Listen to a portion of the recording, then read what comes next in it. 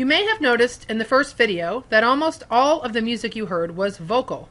The culture of the medieval period was centered around the church, which was at that time a relatively new institution.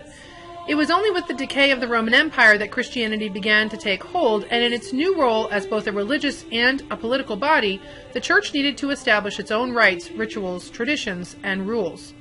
Music had figured prominently in Roman culture, and it was an important fixture in both sacred and secular events. Of course, to the Catholic Church, the Roman culture was considered pagan, so it was important that a clear distinction be made between the old and the new. Initially, the Church considered doing away with music altogether in order to avoid associations with pagan festivals, but it was eventually decided that vocal music within the Mass would be acceptable, but that secular music would be discouraged by the Church of the early medieval period.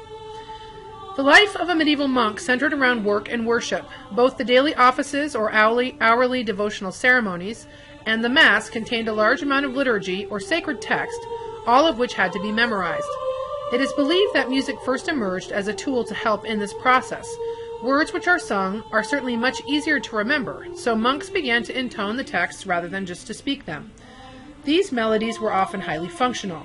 Monks sung a certain melody to mark a specific part of the Mass or to celebrate whatever church holiday was in season at the time. The resulting melodies are called plain chant or Gregorian chant. There was no form of notation yet available, so early medieval chants were passed on through oral tradition and were not written down. For this reason, they are also highly regional, meaning each church or monastery had a unique canon of chants which were colored by local traditions or customs. Plain chants are monophonic in texture, meaning they are a single line of melody without accompaniment. They are also non-metered, meaning the specific durations of pitches varied and was not standardized. So there is no discernible pulse or beat in a plain chant. Chants are also derived from church modes or patterns of notes, also called scales, which are no longer in use today. For this reason, chants will sound somewhat strange to you as they seem to have much less structure than modern music. Because musical instruments were generally associated with the Roman tradition, it was uncommon for them to be used in the early Catholic tradition. However, later in the medieval period it is possible, based on evidence from artwork of the time, that string instruments sustained single-note accompaniments called drones, or that drums were used. Plain chant is the only musical style widespread in use up until the 10th century. It was the invention of a usable notation that eventually allowed music to progress. Without the ability to write things down, composers had little means to manipulate musical elements in order to create anything new. Interestingly, early music notation was actually a political issue. Emperor Charlemagne, who was the first source of a centralized government on the European continent since the fall of the Roman Empire, saw music as an important unifying force and felt that it should be more consistent across the lands he ruled. He therefore charged his monks with developing a way to write down and therefore to disseminate music. Over a period of a couple hundred years, music notation developed into a system that is basically the same that we use today. As a result, music could be taught more readily, and composers gained the means to manipulate and control musical elements in more complex ways. Church music expanded into polyphonic textures, which contained multiple melodies moving at the same time. These were constructed by adding additional melodic lines to the plain chant melodies which already existed. Initially, this was done by adding a second voice at a parallel interval from the first. Eventually, that voice gained independence, and these compositions became more complex and creative. This genre is called organum, and could include up to 6 voices at a time.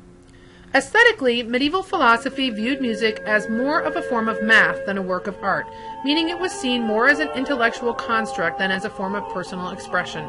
Composers were scholars. Their lives centered on solitude, devotion, and study, and music was used primarily for devotional purposes, as a medium for elevating important texts to a sacred level.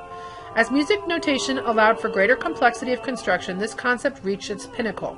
Late medieval sacred music is created as a mathematical puzzle in which the composer attempts to balance as much complexity as possible while controlling the elements in an orderly way. For example, we might hear 2 singers on 2 different melodies singing 2 different texts at the same time. This also speaks to the symbolic nature of medieval art. It wasn't so important that the listener understand everything that was happening. Rather, the elements would communicate important symbolic messages just because the listener experienced them. At the same time, notation also allowed secular music to emerge and prosper. The end of the medieval period marks important civil and social changes. A new middle class was emerging, new roads were being built, commerce was stronger, and peacetime became more common. As a result, people had the time and the interest to spend on entertainment.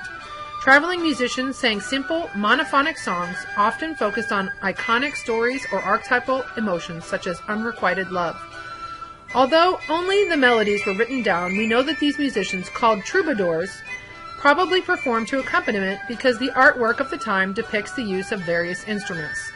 These same melodies, and sometimes melodies newly composed for this purpose, were also used for dancing. One of the first known medieval dances is the estampe, in which the same basic melody is repeated several times, probably with the musicians improvising variations each time. The rise of secular music marks important social changes that will become the focus of the Renaissance period, which follows.